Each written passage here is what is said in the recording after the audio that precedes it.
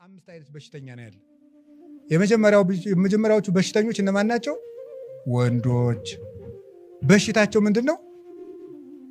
ዝሙት። ሴትን ባዩ ቁጥር በዝሙት መነደፍ ማለት ነው። ይሄ በሽታ የወንዶች ችግር ነው ይባላል። አይቶ መውደቅ፣ አይቶ መመኘት። ሁለተኞቹ በሽተኞች እነማን ናቸው? ሴቶች። የእነሱ በሽታቸው ምንድን ነው? ትውዝፍት፣ ጌጥ ማብዛት ማለት ነው። ጌጥ ማብዛት፣ ይህ ደግሞ የእነሱ በሽታ ነው። አሁን ምንም የጆሮ ጌጥ አልበቃቸው ብሎ ያፍንጫ ጀምረዋል። በጣም እኮ የሚገርም እኮ ነው። እንደዚያ ማለት ይሄ ትውዝፍት፣ ይሄ የሴቶች በሽታቸው ነው፣ ደዌያቸው ነው። እነሱ የማጌጥ በሽታ አላቸው። ያጌጡትን እያዩ ደግሞ የወንዶች የምን በሽታ አለባቸው? የዝሙት በሽታ አለባቸው። ሰይጣን እያስተባበረ አድርጎ እንደሚያጠፋና ያያችሁት። ቀጥሎ ሶስተኞቹ በሽተኞች እነማን ናቸው? የካህናት በሽታቸው ምንድነው? ትዕቢት ነው። እኛ ያሰርነውን መንግስት አይፈታው ይላል። ይፈታል? ይፈታዋል ወይ? አይፈታውም። እኛ የፈታነውንስ መንግስት ማሰር ይችላል? አይችልም። እግዚአብሔር ይፍታ ካልኩት ና ወይን ቤት ግባ ቢለው እግሩን ነው የሚያስረው። ነፍሱን ማሰር አይችልም እኔ እግዚአብሔር ይፍታ ካልኩት።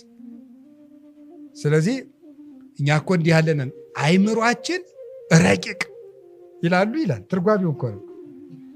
እግዚአብሔርን የሚያሰላስል ስለ እግዚአብሔር የሚያስል ስለ እግዚአብሔር የሚናገር ስልጣናችን ምጡቅ ይላል። ተወዳዳሪ የሌለው ማለት ነው። ባላንጣ የማይነሳበት የምርጫ ጊዜ ምናምን የለም እኮ። ክህነት ከያዝከው ይቀጥላል። እንዲህ እያሉ ይታበያሉ። በሽተኛ ነው። ይሄ በሽታ ነው። ጥሩ ነው እያልኩ አይደል፣ በሽታ ነው። አራተኛው በሽተኛ ማን ነው? መነኮሳት ነው። የመነኮሳት በሽታቸው ደግሞ ምንድነው? ስስት ነው። ስስት ማለት ምንድን ነው? መነኩሴ ዝም ብሎ ያየውን ዕቃ ሁሉ ስጡኝ ማለት ለምን ይመስላችኋል? ስለሌለው እና መጽሐፈ መነኮሳት ምን ይላል? ከሰው ቤት አትሂድ፣ ከሄድክ ዘንድ ያየውን ዕቃ ምን ትላለህ? ስጡኝ ትላለህ ይላል። በቃ ጾር ሆኖብኛል ይላል። መጣና ጾር ሆኖብኛል። የራሱ ዳዊት እያለው ጥሩን የተደጎሰች የሌላ ካየ እሷን ዳዊት ስጠኝ ይላል።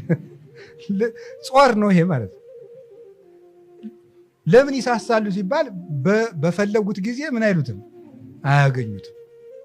በፈለጉ ጊዜ ስለማያገኙ ሲያዩት ይሳሳሉ ነው። ፈተናቸው ነው ፈተናቸው ነው።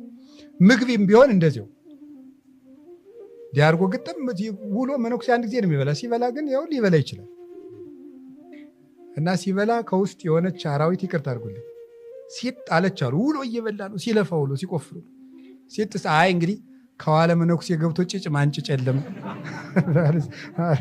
አሉ ነው የሚባለው አይደለም። እና ችግር ነው።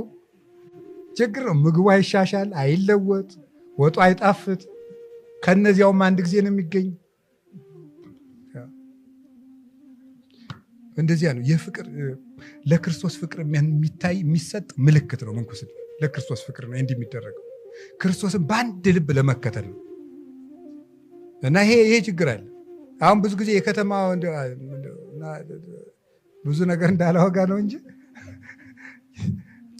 ቄሱም መነኩሴም ቢሆን 10 ሰሃን እንጀራ እያለ የንስሐ ልጆቹ እዚያው ይሻግታታል። ለሰው አይሰጠውም ማለት ነው። እዚያው ሊሆን ይችላል ነው አላየውም። እሺ ሊሆን ይችላል ነው አላየውም። ስገምት ግን ሊሆን ይችላል ብዬ አስባለሁ። እንደዚህ ችግር ሳይገጥም አይቀርም ነው። እና ስስት አንዱ ፈተና ነው፣ በሽታ ነው። ልብላ ማሰኘት ማለት ነው። እሺ የሽማግሌዎች ወይም የአረጋውያን በሽታቸው ምንድን ነው? ገንዘብ መውደድ ነው። ሳረጅ ማን ይጦረኛል ስለሚሉ ሽማግሌ በቃ ከትራሱ ስር የሆነች ብር አለች የሚተኛባት። ላንጥፍል ሲባል ቆይ ወደ ላይ እንዳትሄድ ይሄን እኔ ያነጥፈዋለሁ ነው የሚለው ማለት ነው። ለምን? ሳረጅ ማን ይጦረኛል ስለሚል ማለት ነው። የድሮዎችን ብታዩዋቸው የሚያስደንቅ ነው። ከቡታንታቸው ጋር ይሰፉታል። በጥላ ጨርቅ ቋጥረው ከጣራው ውስጥ ይሸጡታል። እንደዚያ ያደርጉታል። ቤት ከተቃጠለ አብሮ ይበላዋል። የሽማግሌ ችግሩ ይሄ ነው። ማን ይጦረኛል ማለት እግዚአብሔር አይጦርም እንዴ? ገንዘብ ይሄ አምስቱ ምናችን ነው? ንገሩት እንጂ በሽታችን ነው። አምስቱ በሽታችን ነው።